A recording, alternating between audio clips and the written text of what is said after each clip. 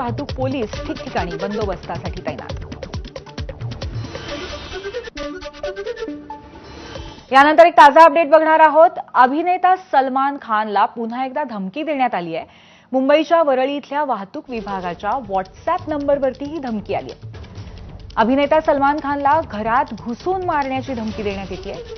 बॉम्बने अभिनेता सलमान खानची गाडी उडवून देण्याचीही धमकी देण्यात आली आहे।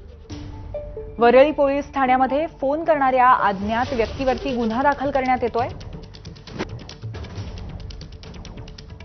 गेली काही वर्ष किंबहुना सलमान खानला अशा पद्धतीने धमक्या देण्याचं एक सत्र सातत्याने पाहायला मिळतंय।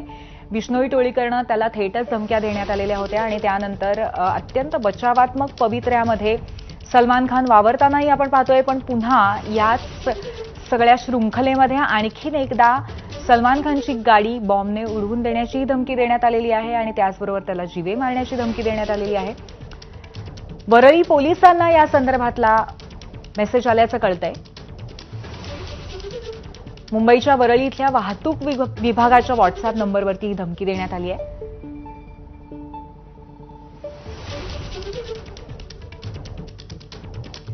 यानंतर पुन्हा एकदा वळूयात बातम्यांच्या वेगवान आढाव्याकडे।